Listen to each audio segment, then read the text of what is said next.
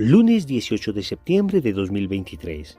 Tres mensajes del Evangelio de hoy, tomado del Evangelio de San Lucas, capítulo 7, versículos del 1 al 10. En aquel tiempo, cuando terminó Jesús de hablar a la gente, entró en Cafarnaún. Un centurión tenía enfermo, a punto de morir, a un criado a quien estimaba mucho. Al oír hablar de Jesús, le envió unos ancianos de los judíos para rogarle que fuera a curar a su criado. Ellos, presentándose a Jesús, le rogaban encarecidamente: «Merece que se lo concedas porque tiene afecto a nuestro pueblo y nos ha construido la sinagoga». Jesús se fue con ellos. No estaba lejos de la casa cuando el centurión le envió a unos amigos a decirle: «Señor, no te molestes, no soy yo quien para que entres bajo mi techo. Por eso tampoco me creí digno de venir personalmente.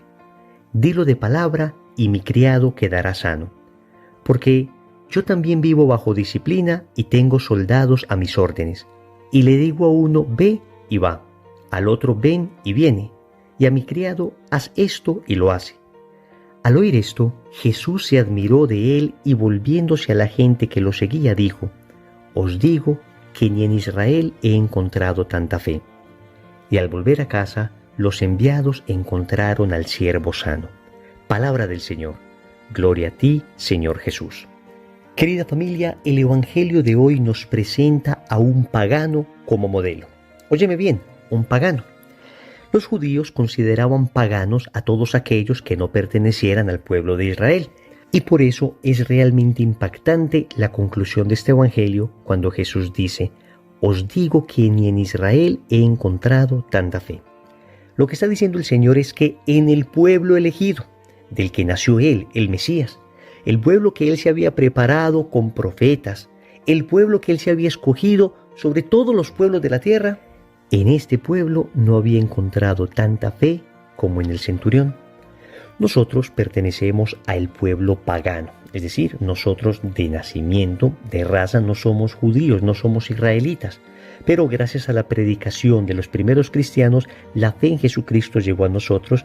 Y es curioso, porque este pagano centurión está representando lo que sucedió históricamente, que el pueblo de Israel, a quien el Señor había hecho tantas promesas, se ha demorado mucho más para creer en Jesús, mientras que nosotros los paganos rápidamente accedimos a la fe.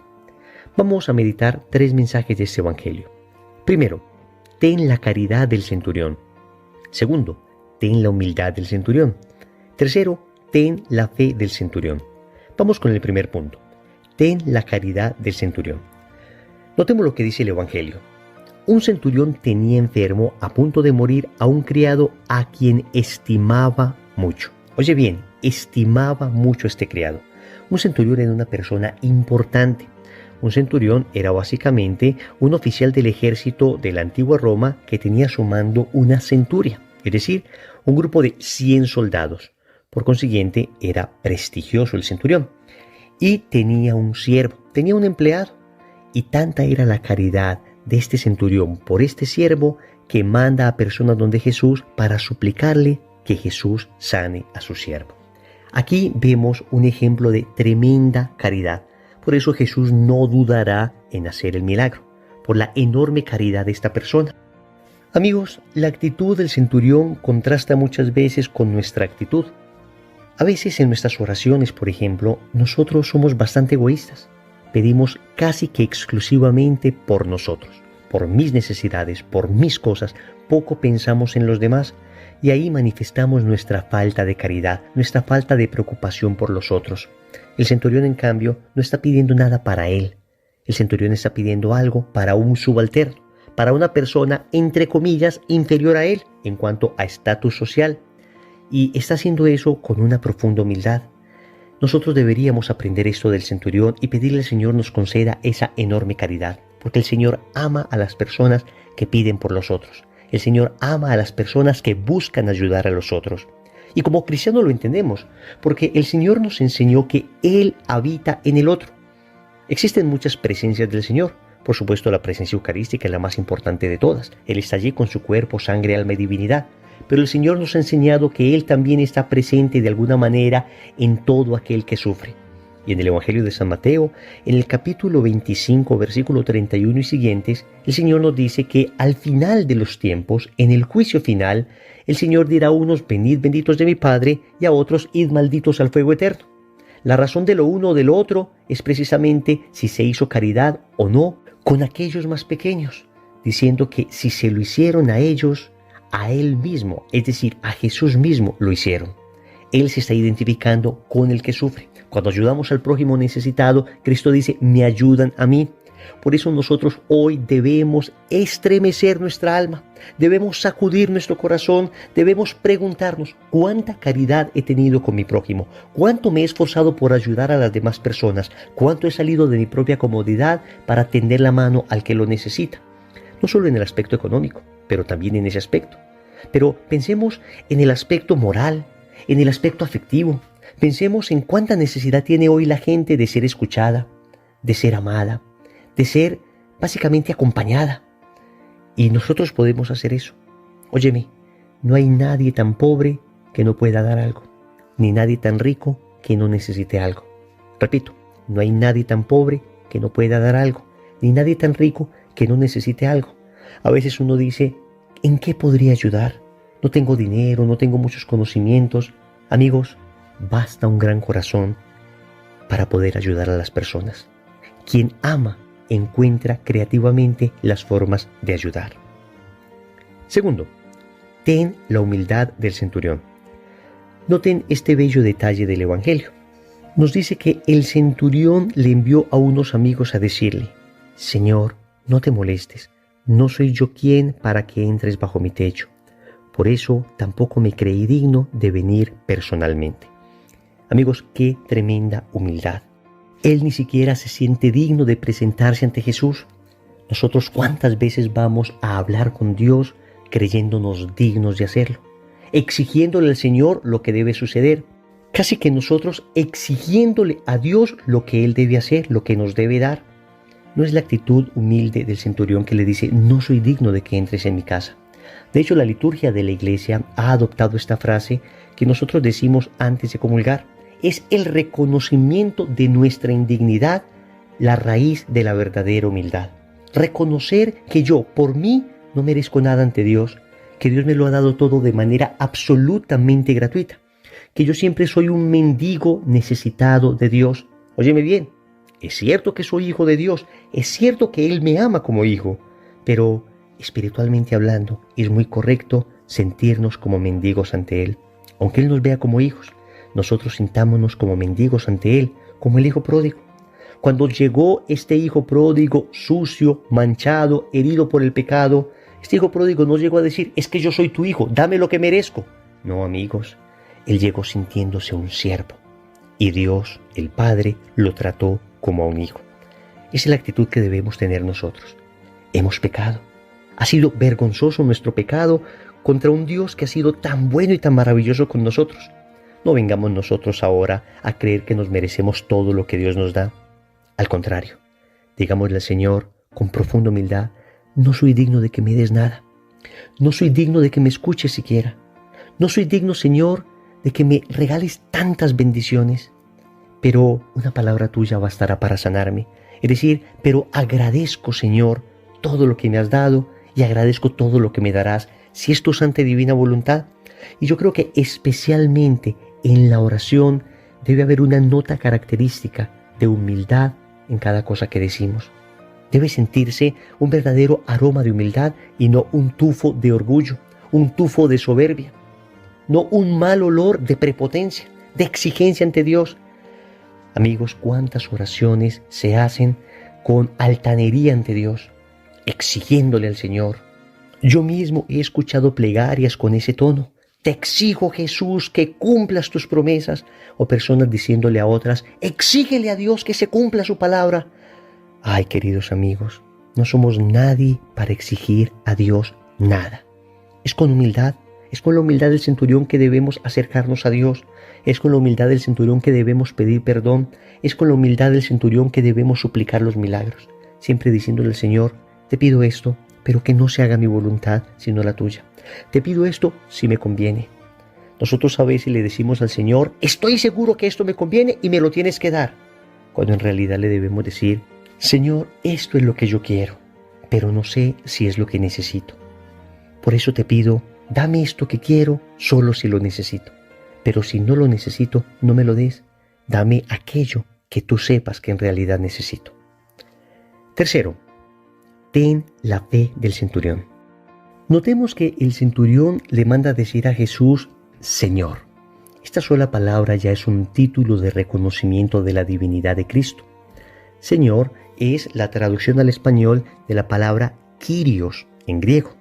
Y la palabra Kyrios es la traducción al griego de la palabra Adonai en hebreo, que significa Dios. En el Antiguo Testamento se le decía a Dios Señor. Pues el centurión le está diciendo Señor a Jesús. De alguna manera está reconociendo su divinidad. No sabemos si tenía algún contacto él con la fe monoteísta de Israel, si tenía ya algún tipo de conversión en su corazón hacia esta fe.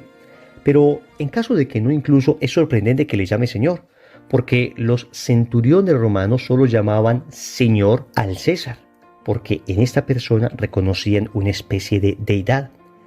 Pues el centurión está diciendo, para mí el César no es un Dios, para mí tú eres Dios.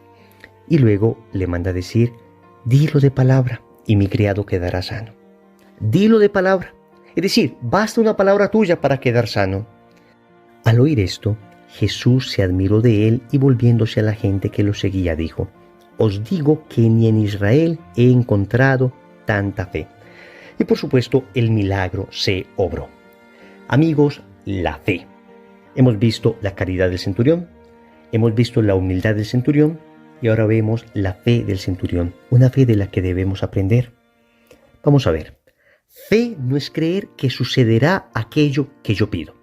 No. Fe es creer que sucederá aquello que yo pido si Dios quiere. Eso sí que es fe, porque la fe tampoco es la imposición caprichosa de mi voluntad a Dios.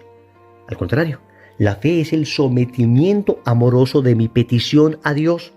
Yo le pido a Dios confiado de que Él puede hacer esto que estoy pidiendo, pero siempre lo someto a su querer. Siempre digo, pero que no se haga mi voluntad, sino la tuya. Pero tengo esa certeza en mi interior de que Dios puede hacer esto. Hasta un milagro, hasta la sanación física de alguien. Y esta sanación que se dio de este siervo del centurión no es simplemente un género literario. Efectivamente, Cristo sanó. Efectivamente, Cristo sanaba almas, pero también sanaba cuerpos, como parte de su ministerio de salvación. Y nos llama a nosotros también a ayudar las almas de las personas y a ayudar también sus cuerpos. Es decir, a ayudar a la persona de manera integral. Pero volvamos al tema de la fe. Nosotros necesitamos crecer en fe. Y para crecer en fe debemos pedir el don de la fe. Óyeme bien, la fe no es producto de un conocimiento, la fe no es producto de una terapia, la fe no es producto de un curso, la fe es producto de un don que se recibe. Y nosotros simplemente debemos estar abiertos a recibir ese don. Uno todos los días le debe decir al Señor, Señor, creo, pero aumenta mi fe. Señor, creo, pero aumenta mi fe. Porque es Dios el que nos puede ayudar a incrementar la fe en medio de las tentaciones que diariamente sufrimos. Y cuando vienen situaciones difíciles en la vida, pues a veces tenemos tentaciones de fe. Y te quiero decir una frase que me ha servido mucho a mí cuando tengo tentaciones de fe. Y es la siguiente.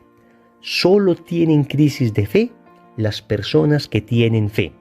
Repito, solo tienen crisis de fe las personas que tienen fe. Si tú en este momento estás padeciendo crisis de fe porque de repente pediste algo y no se te concedió, déjame decirte que si tienes crisis de fe es porque tienes fe. Pero, amigo, amiga, familia, no nos enojemos con Dios, no dudemos de Dios porque aquello que pedimos no se concedió.